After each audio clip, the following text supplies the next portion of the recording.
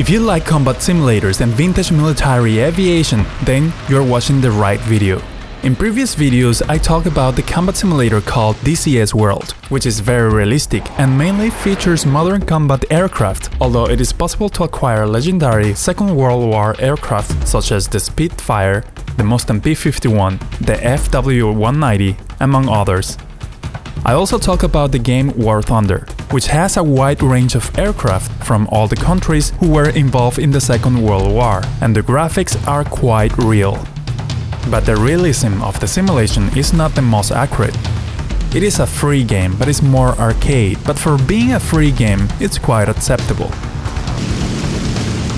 But today we're going to talk about a simulator with great realism in the simulation of physics and management of aircraft systems, especially dedicated to aircraft of the Second World War.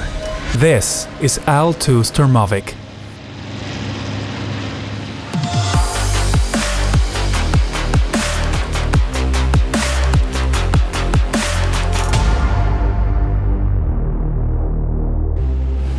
I heard about IL-2 Sturmovik a couple of times on the internet by the same flight simulator users, so I decided to give it a try and see how it was compared to others I have already played. The first difference against the other simulators is that it's paid. And for some people it might be a negative side. Luckily, I could buy it during a generous Christmas sale, which reached up to 75%, so I almost had it as a gift. I took advantage of acquiring the premium version that includes 2 collector planes that otherwise you will have to buy separately. I installed the simulator and started playing it. The first impression is that I found the menu quite simple, just like in DCS. It has few options to play it, including the quick mission, in which you decide what type of combat you want to do, how many and what type of aircraft. If you want to start already airborne or from the runway, you can fly alone or even drive a tank, which is not my thing. You can also choose the weather, activate targets on the ground, and select what kind of realism you want, which we're going to talk about in a moment. You can also choose the map and the year in which everything takes place. In my case, I have the version Battle of Stalingrad, so everything takes place in that map. The creators affirmed that in the simulator they have the most real map in terms of historical reconstruction. So basically, the way it looks like in the simulator is what it looked like in those years. Based on recently declassified military archives from the Russian government showing maps and images of how Stalingrad looked from the air between 1942 and 1943. Then, depending on the type of aircraft you selected, you can add extras, such as additional cannons and bombs, but of course, the more things you add, it will affect the plane's performance according to the weight and aerodynamic drag. Then there are the scripted campaigns. I don't have any activated for now because I have to buy another extension, but basically they are campaigns based on the history. Something similar happens in the career mode, in which you represent a character from either side, and it is as if you live their missions and experiences. A little strange, but it is there. And then we have single missions. And finally we have the multiplayer mode that allow us to play online with other people in real time. But depending on the server settings, you will have to play in expert mode, which is a little bit harder, but it's still very fun. You can play collaborative or dogfight. But now let's talk about the realism and graphics. From the moment you start flying for the first time and start directing the aircraft, you realize that it responds very differently from other games, such as War Thunder. It is more similar to the physics of DCS World, which is much more realistic. You realize that you cannot make tight maneuvers without losing control or fainting the pilot, and the details of destruction are quite good.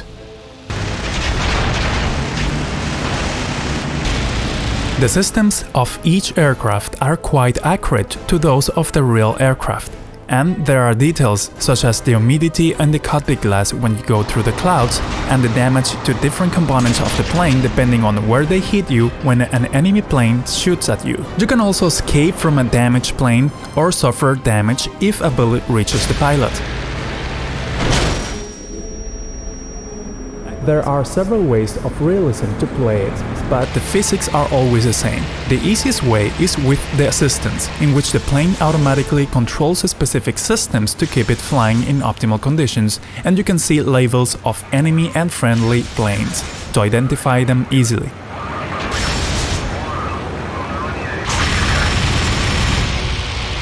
You can also see the speed, altitude and direction information in this corner, so you won't have to see the instruments at all times. In the expert mode, all of these aids disappear, so you have to visualize the instruments to keep it in optimal conditions and know the speed and altitude. Also, identifying the enemies from a distance is much more difficult, a lot more realistic. Remember that in the 40s, the airplanes didn't have advanced radar and tracking systems. Everything was more dependent on the pilot's ability. Shooting at the enemy is also a skill you have to develop. Because of the trajectory of the planes, the bullets are not going to reach the target as you see through the scope, but you need to learn how to aim depending on the distance, speed and trajectory of both your plane and the enemy plane. As for the graphics, they are quite acceptable, but they could be better. I have no complaints, but I think that in War Thunder the airplanes look better in the outside, but the opposite happens when you compare them with the interior of the cockpits. They look much better in IL-2. The cockpits in IL-2 are not clickable, and everything must be done by the keyboard combinations or joystick buttons. Not bad, but I wish we could do so, just like in some airplanes in DCS world. In conclusion, if you want to have a very realistic experience flying fighter planes from the Second World War, IL-2 offers exactly that. It is advisable to use a joystick for a more complete and immersive simulation experience. It is also possible to use virtual reality headsets, but also other tracking systems. But what I use is my mouse to look around, no tracking system yet.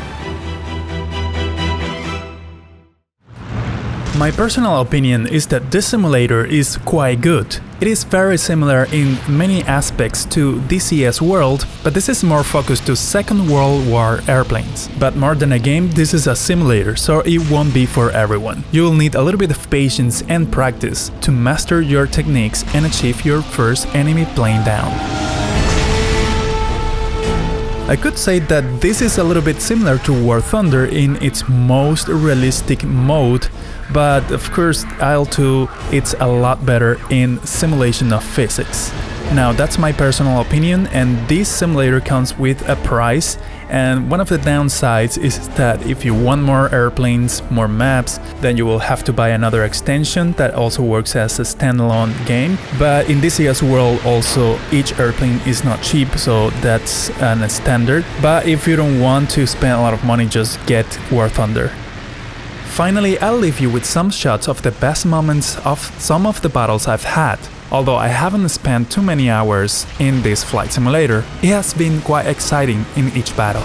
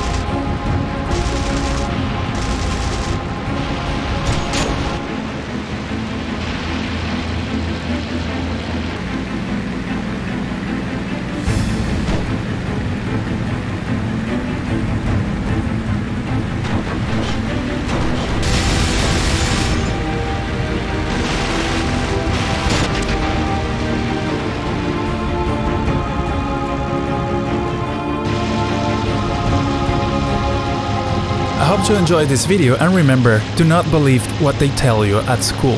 And I'll see you in the next video.